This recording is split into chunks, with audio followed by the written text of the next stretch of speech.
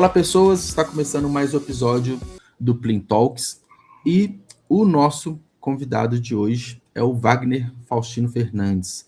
E o episódio de hoje é para quem acredita no poder da palavra para curar e transformar a própria história. O nosso autor convidado é pós-graduado em Psicologia Positiva e Coaching e é um dos nomes, né, em plena ascensão em temas que a gente vai falar hoje, né, sobre relações amorosas, sobre, né, tudo aquilo que envolve os nossos sentimentos e autoconhecimento.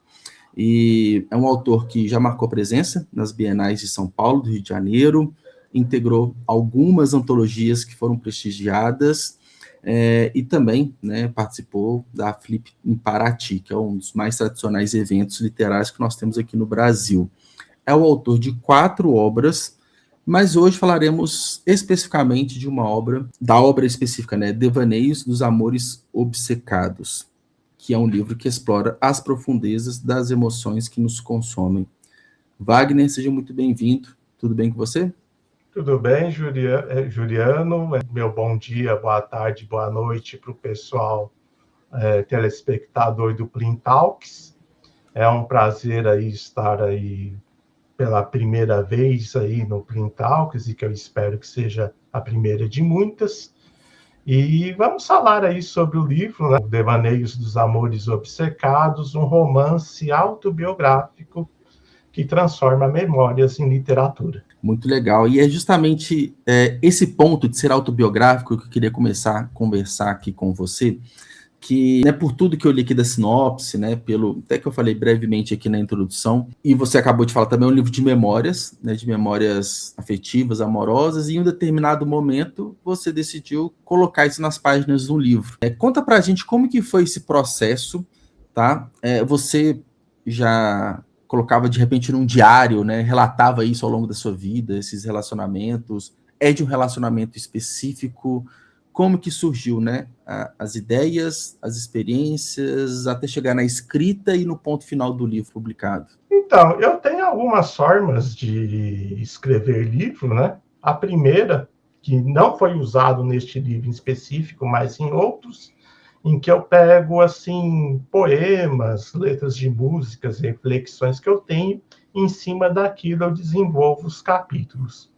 O livro Devaneios dos Amores Obcecados, especificamente, ele fala de 2 amores não correspondidos e de um relacionamento, um namoro, que foi muito conturbado. Isso ao longo de 16 anos da minha vida, dos 27 até os 43 anos de idade. E por que falar de vivências afetivas como história de livro? Eu percebi no decorrer do livro que os pontos centrais eram a dependência emocional e a carência afetiva. E todo mundo vive isso na vida em maior ou menor intensidade, dependendo do quanto a pessoa é mais emotiva, sensível ou não. E aí eu achei necessário trazer isso à tona, né? Porque a gente vive numa sociedade que induz a gente a ser muito dependente das outras pessoas, dos outros lugares, dos outros ambientes para ser feliz. A gente não procura a felicidade no que a gente tem de essência e no que a gente é de fato. E o livro, ele fez, né, todo um apanhado da minha vida, em que no final do livro eu percebo que, assim, a minha individualidade e a minha autoestima era o que faltava para eu ter um amor próprio, e por eu não ter esse amor próprio, eu direcionava toda a minha vontade de amar a essas mulheres.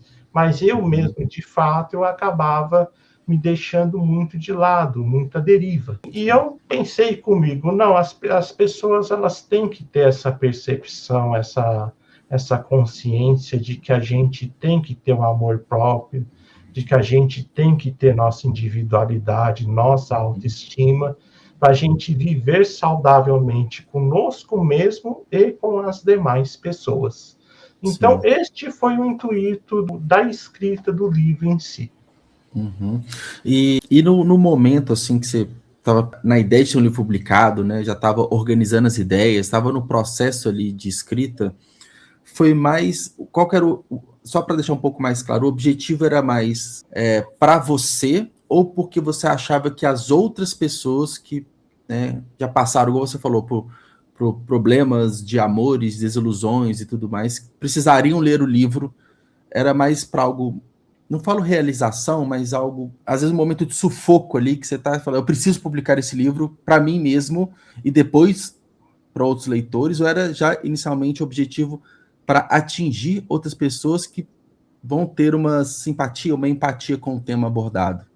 O foco principal era a percepção, o aprendizado que os leitores teriam com a leitura deste livro. A partir da sua experiência, né? A partir da minha experiência. Só que conforme eu fui escrevendo o livro, eu fui entrando mais profundamente em sentimentos, sensações que estavam adormecidas, cenários que eu já nem lembrava mais.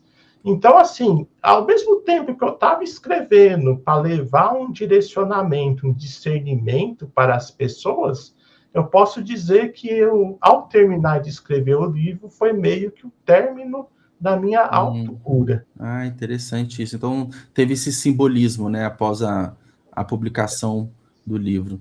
Sim, eu já era bem resolvido quanto a tudo que eu tinha vivido, mas eu precisava disso assim para sacramentar, para realmente dizer, realmente está superado.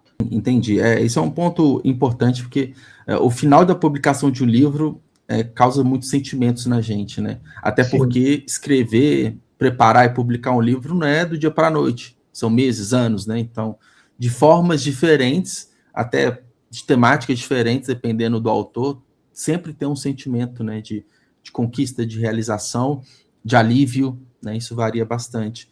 E pegando um pouco assim do processo de escrita do livro ali, de preparação, demorou quanto tempo ali entre, poxa, acho que tudo isso aqui pode se transformar num livro, entre, né, encontrar a editora para publicar? Foi um processo longo? Eu comecei a escrever no primeiro semestre de 2024, levou de 3 a 4 meses para eu concluir a escrita. Quando eu concluí a escrita, eu não senti necessidade de revisar parte do livro, algum capítulo específico. E aí, no final do primeiro semestre de 2024, lá para a segunda quinzena de junho, eu mandei para a editora Viseu. E aí, já no começo de julho, eles deram a aprovação do livro, fizeram lá um parecer, uma análise super positiva do livro, assim, achando que a história dele era impactante, tinha potencial de atingir um grande público. E o livro, de fato, foi lançado, né, nos marketplaces em janeiro de 2025. Legal, completando em um ano. Eu também lancei um livro em janeiro. Passa rápido, né? Vai voando. Deu um ano já, né? Passou voando. E como ele é descrito, é um romance autobiográfico. E por se tratar de um romance, né? A gente tem uma história, né? Tem ali personagens. O que tem ali de ficção e o que tem de realidade que aconteceu? Ou ele é 100% não ficção? Como que é a estrutura dele, da história? Ele é um meio termo, né? Porque, assim, as histórias, os fatos que eu relato são reais. Sim. Só que a forma, o linguajar que eu uso, porque, assim, eu mesclo muito poesia com frases metafóricas. Então, essa linguagem de poesia metafórica dá um quê de ficção, né? Eu poderia dizer que ele é 70% não ficção e 30% ficção por causa dessa questão da linguagem. É meio que uma adaptação linguística para ficar no formato ali de um romance, né? As adaptações necessárias, né? Porque eu não queria que ficasse muito com cara de biografia. Precisava ter um ar de romance. Então eu encontrei no recurso da linguagem para fazer essa conexão com o romance. Sim. E de repente, não sei se você pensou nisso, mas até para trazer talvez uma proximidade maior do público, né? Porque se pega ali como um romance, a pessoa ela pode se identificar mais até, né? Porque Sim, colocando... eu acho romance uma categoria bem mais aceita do que biografia ou autobiografia, por exemplo. Sim. Então, as pessoas já têm uma maior abertura para romance, assim como também para poesia e conto. Sim. E eu estou observando aqui, né, o subtítulo do livro, Emoções que Consomem a Alma. Isso, Então, são, assim, 4 palavras, mas que têm um significado muito forte, né? pega forte, né? Então, são várias emoções que, não sei se é a palavra certa, talvez você vai me corrigir, que se não forem muito bem controladas ou conduzidas, podem, de fato, nos consumir e nos colocar para baixo de diversas formas, né? Aí Sim, entra a questão da dependência emocional que você falou e tudo mais, talvez trazendo um pouco além do livro, né? A partir do momento que a gente percebe que está num relacionamento que não está tão legal, né? Que a gente fica muito dependente emocionalmente do outro, às vezes é um relacionamento abusivo. Qual que é o caminho, assim, para sair? Você teve a sua experiência, né? Você consolidou isso no livro. O leitor, ele consegue, de repente, ter esse diagnóstico, porque muitas das vezes a gente não sabe que está num relacionamento assim, né? A gente vai perceber só lá depois, né? primeiro de tudo, principalmente em relacionamentos abusivos e tóxicos, a pessoa tem que perceber que o lado prejudicial do que está acontecendo com ela é proveniente do relacionamento conturbado que ela vive. Ela tem que identificar a origem, né? Ela tem que identificar a origem, porque muitas vezes a pessoa está se relacionando com uma pessoa narcisista, muito egoísta, Sim. muito orgulhosa, ingrata, e em vez de ela ver o erro no parceiro, ela se culpa, ela ainda se culpa a Sim. ela mesma por não por o relacionamento não estar fluindo e dando certo.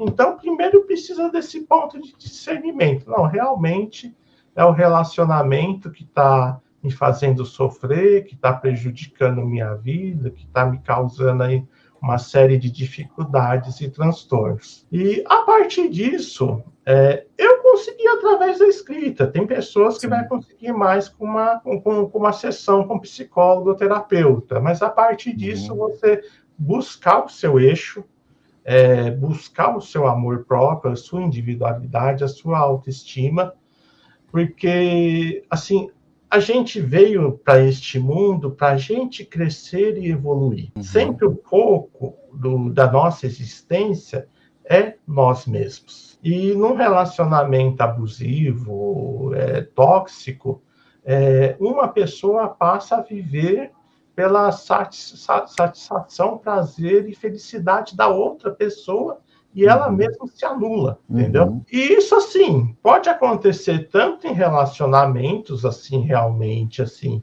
que se tornaram realidades, como amores e paixões que você tem por alguém, mas e que a pessoa não te corresponde, mas você idealiza muito, você projeta muito sua vida em cima da expectativa que você tem dessa pessoa, te enxergar, te reconhecer e te querer.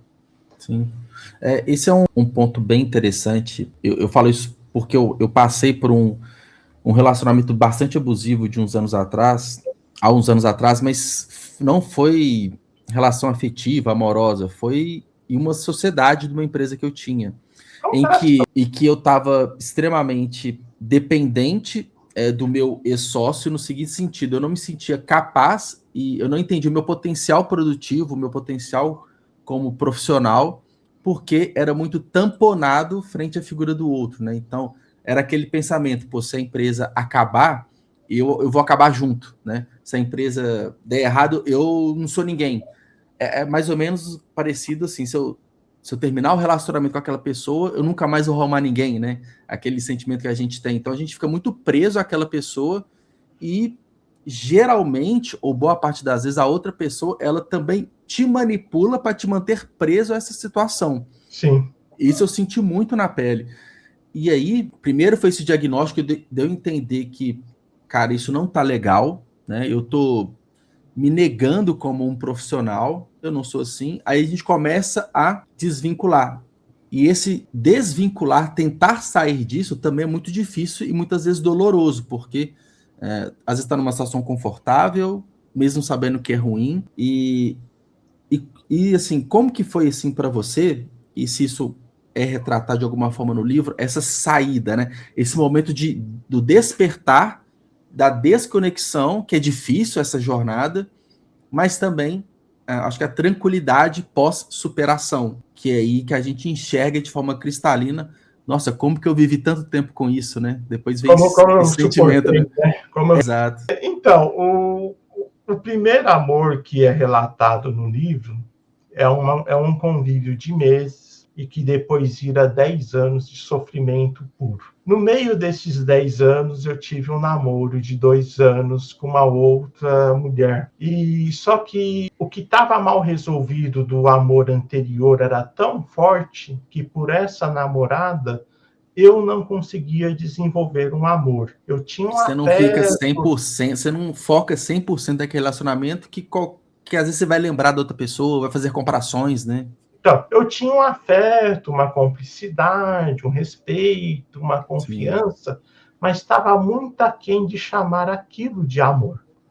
Uhum. E ao longo do namoro foram tendo diversos atritos familiares por parte da família dela comigo. Eu sempre suportando ao máximo, sempre quieto, porque se eu Uhum. fosse botar tudo para fora, ia dar uma brigaria geral, entendeu? Ia dar um Uhum. desentendimento geral. E até o momento que, assim, em vez de explodir com a família, eu explodi com ela. Eu falei de uma forma muito ofensiva, muito bruta com ela. Ela já estava pensando já em várias coisas que também não estava legal. E aí 2 dias depois ela veio e terminou o relacionamento.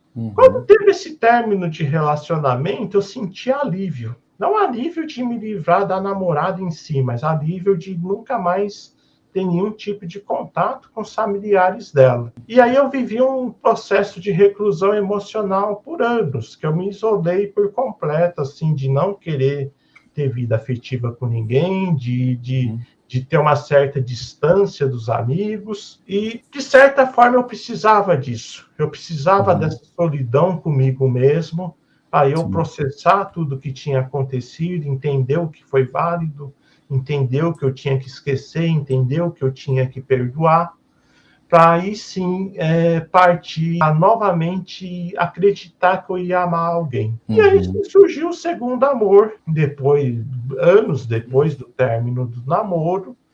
E esse segundo amor, a presença da pessoa me fazia tão bem que com a presença dela eu comecei a ver o quanto era importante a minha presença para as demais pessoas. E aí que Interessante. começou o processo da consolidação do amor próprio para criar uma autoestima e individualidade. No momento eu não estou com ninguém, estou solteiro, mas se você perguntar assim, sua vida está incompleta, está capenga porque você está sozinho? Não, porque hoje eu me amo como eu sou, hoje eu Uhum. me conheço por completo, hoje eu sei o que me agrada, o que não me agrada, o que eu aprovo, o que eu reprovo. Eu já tenho uma linha de discernimento das coisas, entendeu? Isso Mas é difícil chegar nesse ponto, né, de estar tranquilo estando sozinho, né? Porque eu vejo que há ainda, né, uma pressão de sociedade que você tem que estar com alguém. existe muito essa pressão em cima da mulher. Mas se o homem pegar e falar, eu tô anos sem ninguém, isso é N tipos de coisa Sim. na mentalidade delas, entendeu? E assim, tudo bem, você pode ter um pensamento sobre o que você vê de forma alheia, mas a vida de cada um é a vida individual da pessoa, né? Então, assim, a gente pode até ter nossas impressões sobre fulano, beltrano, ciclano, mas isso não pode também Uhum. virar uma verdade absoluta. Essa pessoa é isso, essa Sim. pessoa é aquilo, entendeu? Mas assim, até eu chegar a esse ponto de estar bem, independente de estar sozinho ou não, foi 16 anos de oscilação emocional, Sim. de que eu, num certo momento, eu precisei de suporte psicológico, também tive, por conta disso, problemas de depressão, ansiedade, que aí já entrou também tratamento psiquiátrico, tudo. Mas qual foi a chave da virada? É quando eu tive a consciência de que eu tinha que dominar meu emocional. Eu não poderia viver à base do que eu estava conversando com a psicóloga, do remédio que o psiquiatra estava me mandando tomar. Eu tinha que tomar as rédeas da minha vida. E tomar as rédeas da minha vida era me entender emocionalmente para poder me controlar emocionalmente. Sim. Isso é até uma pergunta que eu estava engatilhada aqui, é justamente sobre essa ajuda, né? Ajuda externa, psicológica, psiquiátrica, talvez. Então, o externo também foi muito importante, né? Os profissionais ali ajudando nessa jornada, né? Até chegar nesse momento, nesse ponto mais pleno, né? E o quão você equilibra, né? O que foi mais importante. Claro que tem que ter muita uma vontade nossa própria, né? Mas muitas das vezes sozinho a gente não consegue, né? Então, você considera que foi essencial essa ajuda desses profissionais, assim, nesses seus momentos mais vulneráveis? Olha, eu não recomendo ninguém depender de psiquiatra a longo prazo, a não ser que seja uma doença assim de ordem hereditária, que precise de medicação contínua, né? Mas, por exemplo, a depressão e a ansiedade não é uma doença de que você toma remédio, tenha que tomar remédio de forma contínua. A partir do momento que você regula seu psicológico e seu emocional, a depressão deixa de ser aquele monstro incontrolável. E, assim, as minhas sessões com psicólogas ajudou no começo até um certo ponto, mas a partir da própria sessão com a psicóloga que eu comecei a entender que eu precisava me compreender melhor. Eu precisei ir para um consultório psicológico para cair a ficha de que eu tinha que me compreender melhor e não só viver no automático, casa, trabalho, trabalho, casa, e aí por aí vai, entendeu? Mas o que me fez assim, o que me trouxe esse processo de autoconhecimento foi a escrita. Né? Tudo bem, eu escrevo desde os 18 anos, eu só fui lançar meu primeiro livro com 42 anos. Mas nesse intervalo de 24 anos, eu escrevi centenas de coisas em variados formatos. E a partir do momento que eu peguei aquilo para ler, e tipo, bom, quando você escreveu isso, o que você estava vivendo? O que você estava pensando dentro de si? Como você estava enxergando as outras pessoas ao seu redor? Então, essa terapia pela própria autoescrita é que foi o ponto fundamental. Mas para eu valorizar tudo que eu escrevia como um processo curativo, eu tive que procurar profissionais, ver o que teve de prós e contras em relação a cada um desses profissionais, para que me levasse a esse caminho de encontro com centenas de coisas que eu tinha escrito e que eu escrevia, ficava ali de lado e depois eu não analisava aquilo, entendeu? Então, assim, você escrever, independente de ser um livro, um diário, uma agenda, é um raio-x do seu subconsciente, de tudo que norteia teus sonhos e suas escolhas e suas decisões. Então, a escrita tem este grande poder. Sim. Eu também acredito nesse poder que a escrita tem e só quem escreve sabe, né, o quanto que traz esse impacto. E do outro lado, né, Wagner, a gente tem os leitores, né?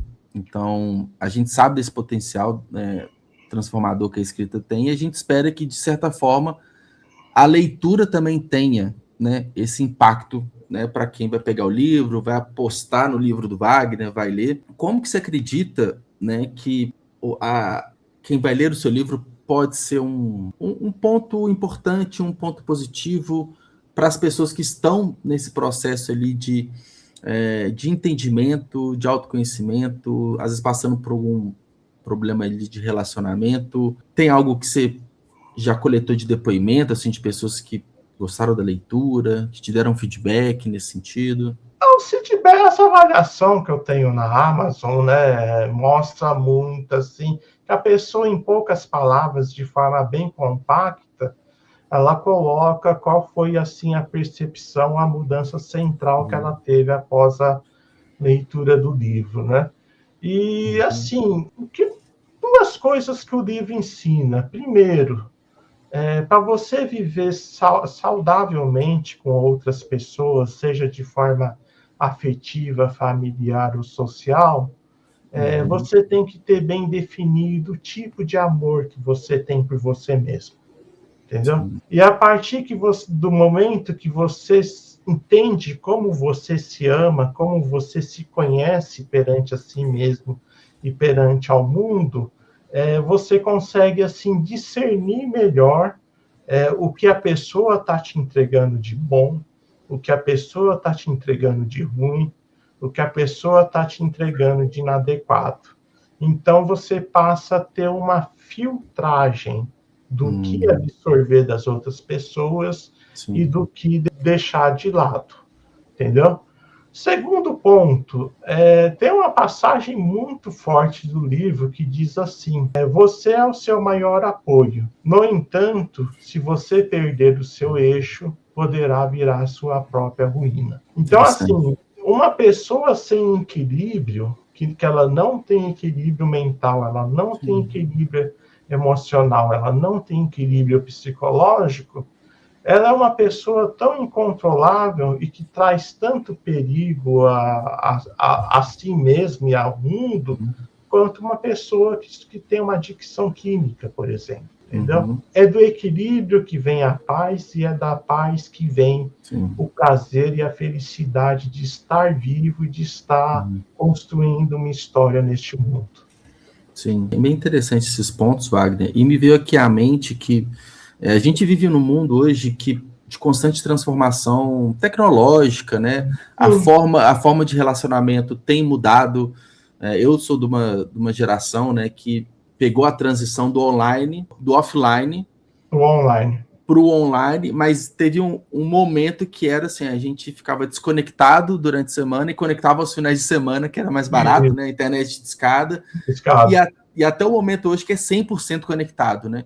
E nessa transição, eu lembro que nesse momento de offline para online, eu estava ali na minha adolescência, entrando na fase adulta, então eu estava começando ali a trocar mensagens, né, por chat ali com as meninas e tudo, mas ao mesmo tempo eu tinha que estar fisicamente presente ali para conhecer alguém, e hoje a gente está no momento que a pessoa, se quiser, ela relaciona somente online, para lá na frente conhecer pessoalmente a pessoa. Toda essa transformação, que hoje é diferente de anos 2000, década de 90, 80, impacta na sua percepção, na sua visão, né, pelo seu conhecimento, os sentimentos, a mistura de sentimentos, como lidar com sentimentos e relacionamentos? Olha, eu acho que o online, ele criou esse tipo de relacionamento, que é o relacionamento virtual. E eu acho isso uma coisa muito ambígua, porque, beleza, eu estou no Brasil, a mulher está no Japão e eu estou conversando com ela. Eu cortei a distância que separava. Mas até que ponto você apenas conversar online com a pessoa, sem ter um contato, uma interação física, olhar olhos nos olhos, falar, conversar um olhando para o outro, até que ponto isso é suficiente para completar este casal?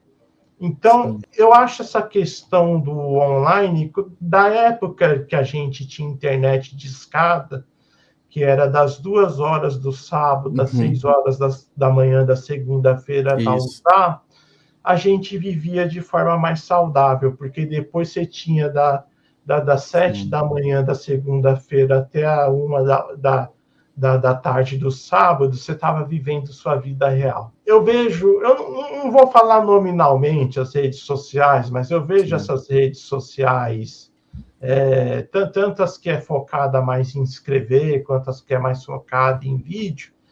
As pessoas, elas vivem muito uma projeção do que elas queriam ser ou do que elas julgam ser perfeito dentro da falta de conhecimento delas de não ter ainda vivido aquilo, entendeu? Sim. Não se vive o real, né? É sempre o ideal, não é o real, é aquilo, e a gente se espelha no ideal e se espelha no outro que ele está postando algo que não é o real, então a gente fica iludido, né? Sim, a rede social ela é a busca pela vida ideal. Só que enquanto o cara está buscando a vida ideal, a vida real dele está correndo sem ele perceber o que ele está fazendo ou deixando de fazer. Sim. Entendeu? Então, rede social, para mim, é um negócio que tem que ser usado assim, com muita parcimonia, não pode... Assim, eu pegar o exemplo da minha mãe. Minha mãe tem celular, mas ela gosta mais de televisão. Ela não fica o dia inteiro no celular, entendeu? Um jovem de 18, 20, 22 anos, se ele vê minha mãe, ele vai falar, nossa, ela é do tempo da caverna. Mas quem que está vivendo mais? Ela que está se tomando consciência das notícias do mundo ou o jovem que fica 24 horas no celular vendo idealização? Entendeu? E isso influencia em tudo, nas suas amizades, na sua proximidade com a família, do quanto você se preocupa com o seu cônjuge, com o seu parceiro, com a sua parceira. Então, é um negócio, assim, muito louco, esse negócio de rede social. São os exageros, né? Eu acho que chegou... quando foi se tornando algo mais do cotidiano, era muito visto como positivo, porque é o que você falou, né? Você vai relacionar com alguém de outro país, né? Lá no Japão, você conecta, você aproxima. Só que chega num ponto também que as pessoas, por comodismo ou por vício, né? Fica só no online e deixa de viver o real. Então, o que era para aproximar, acabou afastando, né? Sim. Porque você fica só no digital e, pô, vai pra rua, vai respirar, vai conhecer alguém, né? Vai ver pessoas, né? Então, eu lembro que uma vez eu estava numa viagem com essa namorada que eu relato no livro, né?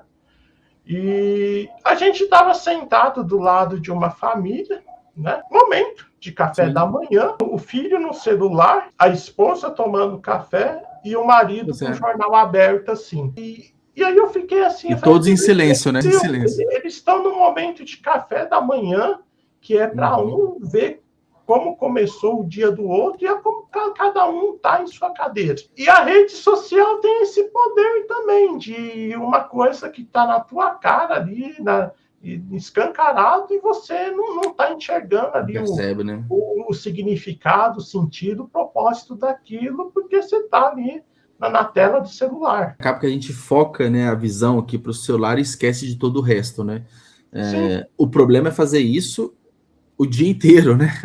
Todos os dias da semana, que é algo que tem ficado cada vez mais comum, né? E a gente tende a falar muito dos jovens, né? Enfim, mas os adultos também, né? De idade mais... média idade, até idade mais avançada, é muito comum também, né? Então, acho que atinge todas as idades, né? O Augusto Cury, por exemplo, maior psiquiatra do Brasil, um dos maiores escritores do Brasil também, ele fala, o novo entorpecente do mundo, ele fala desse jeito, ele põe nas postagens dele. E não tem como não dar razão para ele, porque a gente vê, ou nós mesmos, que a gente fica, nossa, fiquei muito tempo aqui no celular, a gente mesmo se pune por isso, como a gente vê pessoas... Deixa eu ver o que tá, né? E depois meio que se arrepende, né? Então, tipo, nossa, perdi, sei lá, tantas horas aqui no celular fazendo nada, podia estar arrumando casa, podia estar na rua, podia estar fazendo qualquer coisa mais produtiva, né? Sim.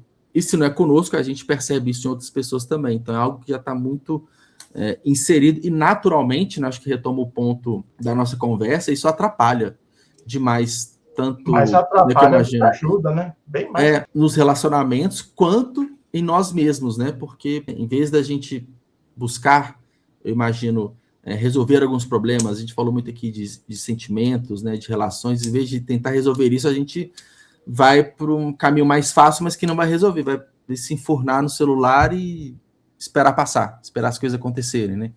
Então, tem muito esse impacto negativo. E vendo outras pessoas e vendo uma realidade completamente diferente da tua, que você pode tanto viver lá para frente, como também não viver também, entendeu? Então, assim, essa idealização é uma fuga da tua vida real, do que você tem de bom e do que você tem que, principalmente, resolver para a vida melhorar. Exatamente.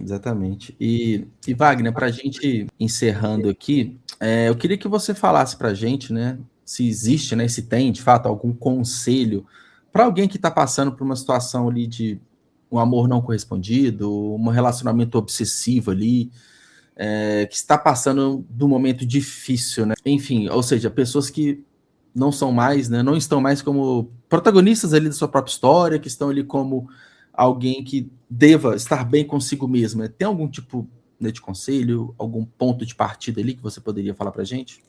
Olha, eu prefiro usar a palavra orientação, né?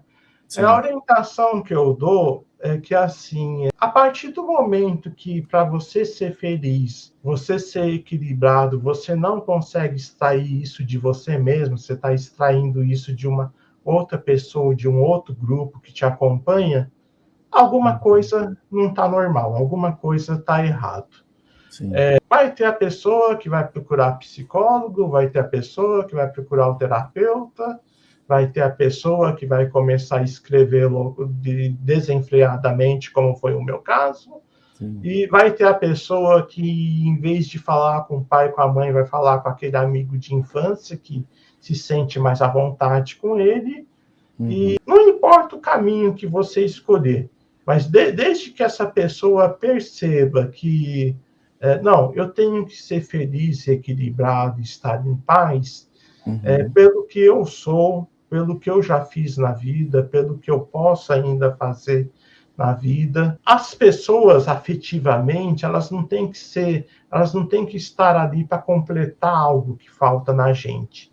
Elas têm que vir para somar e não para preencher, entendeu? Interessante. A maioria das pessoas acha que minha alma gêmea, minha metade da laranja, é alguém que vai preencher aquilo que eu não consigo ser ou fazer. Não é nada disso. Assim, o amor que dá certo são duas pessoas que somam uma a outra e não se autocompletam. Acho que isso é bem interessante. A gente costuma falar justamente desse complemento, né? Buscar alguém que vai complementar. Não.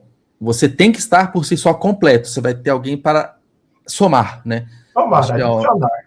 Acho que é um ponto bem interessante. Acho que fica como um recado final bem legal. Wagner, você tem o seu livro aí em mãos? Tenho, já ia falar nisso. Mostra aqui pra gente, porque eu vi a capa aqui, né? Eu tenho acesso à capa, eu gostei muito das cores, aqui, enfim. Agora aqui ficou legal, né? Ficou legal. Devaneios dos amores obcecados, emoções que consomem a alma. Ele está disponível na Amazon, Mercado Livre, marketplaces varejistas também. Também no site da distribuidora Um Livro. Um livro também, que legal. E assim, mas se você quiser um atalho mais fácil para ver este meu livro e os demais, tem o meu site de escritor, www.wagnerfaustinofernandes.com, Wagner com B, né, que a maioria das pessoas escreve com W, é com B, e o Fernandes com S no final. Lá tem uma página escrito Livros de Wagner Faustino Fernandes. Lá vai ter todos os meus livros físicos e tem uma outra página específica para os e-books que estão na Amazon. Outra forma de acessar também no meu Instagram, @sentido de ser. Lá no link da bio vai ter uma opção lá escrito meus livros, Kindle, e-book e FII. Dá também por ali, também acessa facilmente todo o meu catálogo de livros. Não, perfeito. Informações bem organizadas, né? Fácil de achar, de acompanhar, de comprar os livros. Porque perfeito. Assim, se você falar, vou pesquisar o livro pelo nome do autor, aí às vezes a pessoa escreve incompleto, esquece algum pedaço e acaba não achando na busca, entendeu? Então, por isso que já tem o site com catálogo de livros, já tem a rede social também que direciona também. Perfeito, Wagner. Bom, queria agradecer a sua presença aqui no Plin Talks, espero que você tenha gostado da conversa e um Adorei a abraço. conversa. Um grande abraço a você, um grande abraço aos telespectadores do Plin Talks e agradeço pela oportunidade.